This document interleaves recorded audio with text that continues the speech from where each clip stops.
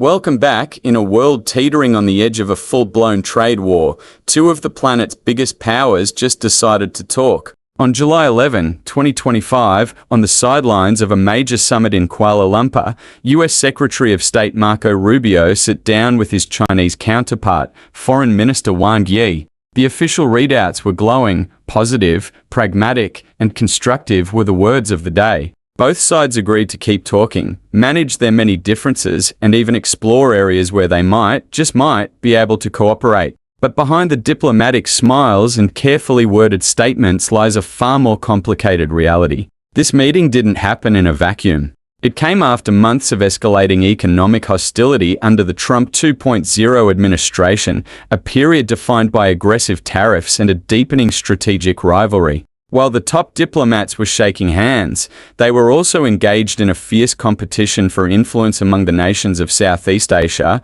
with both Washington and Beijing vying to be seen as the better partner. This report unpacks what really happened in Kuala Lumpur. We'll look at the brutal trade context that made this meeting necessary, the shadow boxing between the US and China for the heart of Asia, and what the carefully chosen diplomatic language actually means for the future of the world's most important bilateral relationship. Is this a genuine thaw or just a brief pause before the next storm? Let's break it down. To understand why this meeting was so important, we have to rewind a few months. Donald Trump's return to the White House in January 2025 signaled a dramatic shift in US-China relations, building on the confrontational policies of his first term. The strategy was clear: challenge China with a transactional, unpredictable, and aggressive economic approach. The fireworks started in earnest in April. On April 2, the Trump administration announced a sweeping new tariff, a 30% ad valorem duty on a vast range of Chinese goods.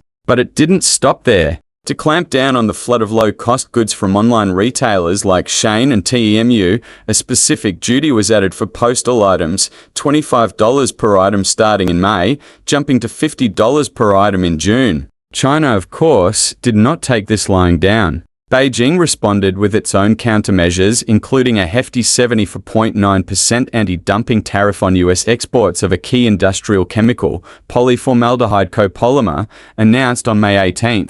The tit-for-tat escalation that defined the first Trump-era trade war was back with a vengeance. This economic warfare created immense pressure on global supply chains and rattled markets. It's in this atmosphere of spiraling tension that the two sides finally agreed to sit down. The meeting wasn't just a courtesy call, it was a necessary attempt to pull back from the brink. The meeting in Kuala Lumpur was the first face-to-face encounter between Rubio and Wang since Trump returned to office. After an hour of talks, both sides emerged with remarkably similar, positive language. Rubio's take: Secretary Rubio called the meeting very constructive and positive. He emphasized that it wasn't a negotiation, but a crucial step to achieve some strategic stability and identify areas where we can cooperate. He told reporters, "We're two big, powerful countries, and there are always going to be issues that we disagree on. I think there's some areas of potential cooperation." He also dangled the prospect of a future summit between President Trump and President Xi,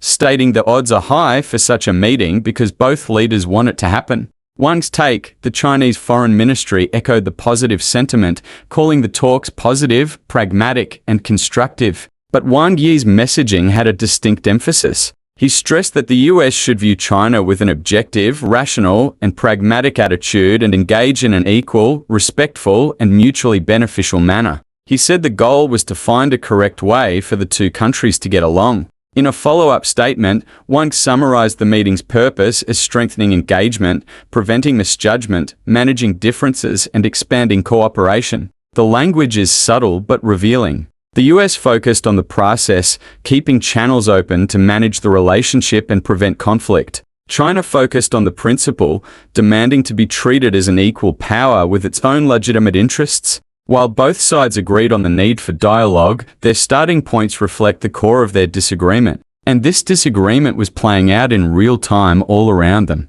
The Rubio Wang meeting wasn't a private affair in a quiet capital. It took place at the ASEAN Regional Forum, a massive gathering of diplomats from across the Indo-Pacific. This was no coincidence. Southeast Asia is a key battleground in the strategic competition between the US and China. Both nations are vying for influence, and their top diplomats use the summit to make their respective pitches. China's playbook, Wang Yi went on the offensive. In meetings with his counterparts from Thailand, Cambodia, and other nations, he slammed the US tariffs as typical unilateral bullying behavior and immoral. He argued that the US was trying to deprive Southeast Asian countries of their legitimate right to development. In contrast, he positioned China as a stable and reliable partner, highlighting plans to upgrade the China-ASEAN Free Trade Agreement and boost cooperation in the digital and green economies. America's playbook, Secretary Rubio was in a much trickier position. His mission was to reassure allies of America's commitment to the region, declaring that the Indo-Pacific remains a focal point of US foreign policy. He signed a civil nuclear cooperation agreement with Malaysia and announced new defense sales to partners. But he had to do all this while his boss, President Trump, was threatening to hit those very same allies with massive new tariffs. And this is where the US strategy starts to look, frankly, a little ridiculous. Just days before Rubio arrived to talk about partnership, the Trump administration announced a new wave of proposed tariffs set to take effect on August 1st. These weren't just aimed at China. They included 25% on Malaysia, Japan, and South Korea, 32% on Indonesia, 36% on Thailand and Cambodia, 40% on Laos and Myanmar. Imagine being Secretary Rubio. Your job is to go to a party and convince everyone you're their best friend, right after your bosses sent a group text threatening to take everyone's lunch money. When asked about this, Rubio's defense was that the tariffs are global and not aimed at any one country, and that the US trade deficit was simply unsustainable. Unsurprisingly, regional leaders weren't thrilled. Malaysian Prime Minister Anwar Ibrahim publicly criticized the use of tariffs,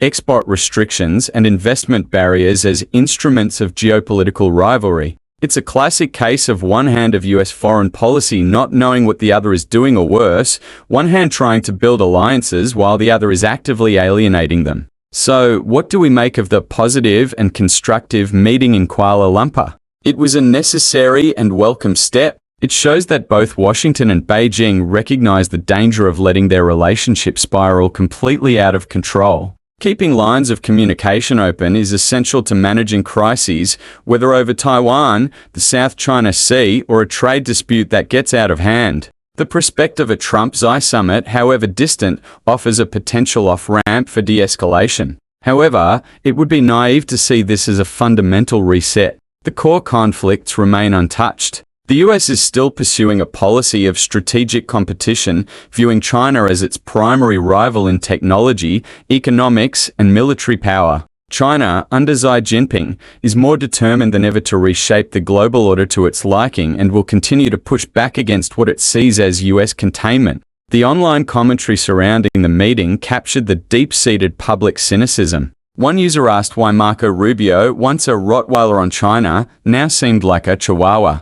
Others suggested the inexperienced Rubio was just seeking a photo op with the veteran diplomat Wang Yi to gain legitimacy. These comments, while sharp, reflect a broader skepticism about whether such diplomatic meetings can truly change the confrontational trajectory of the relationship. Ultimately, the Kuala Lumpur meeting was about crisis management, not problem solving. It was a temporary truce in a long-term rivalry. The fundamental contradiction in US policy, trying to build an anti-China coalition while simultaneously hitting its members with punitive tariffs, remains a massive obstacle. For now, the world can breathe a small sigh of relief that the two giants are talking, but no one should be under any illusion that they have found the correct way to get along. The path ahead is still fraught with risk and uncertainty. What's your thought? Please leave your comments below.